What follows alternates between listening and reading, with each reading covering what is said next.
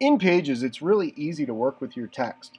Since I'm looking at a template here that I pulled in for a report, I want to change the title of that.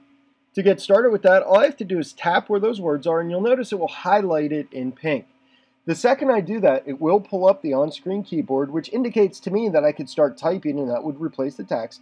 But also, across the top here, you have some things that, if you are familiar with Microsoft Word, they should be very similar. The first one here allows you to select different types of fonts. So you can change your fonts, and there's a lot to choose from. You could also, moving over, there's the A. I could hit that. That will actually decrease the font size. And notice in the middle there, as I do that, it is telling me what that font size is. So it's 37, now it's 36. If I hit the A to the right, the slightly larger capital A, that will allow me to increase my font size. I can also hit bold.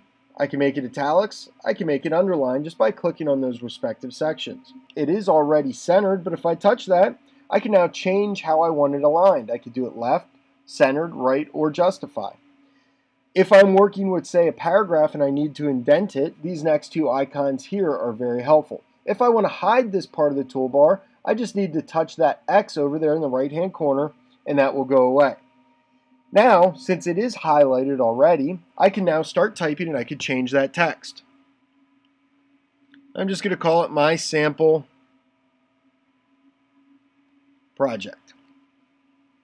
So if I want to move to a different section and change that text, all I have to do is touch it, and notice it will highlight it with the pink. Now I do want to point out the context-specific formatting tool.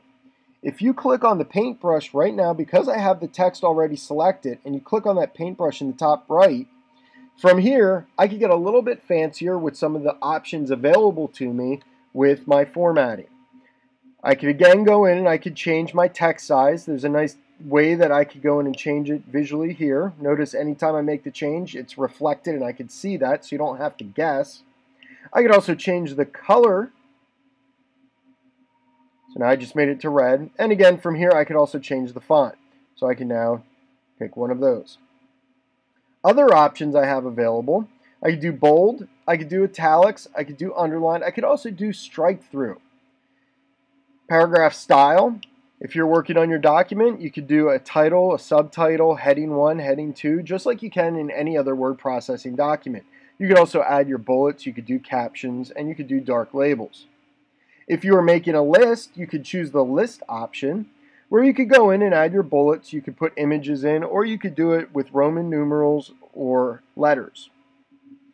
There's also a section here for layout, and this will help you change it if you want to add multiple columns and change your line spacing. You just need to adjust it there.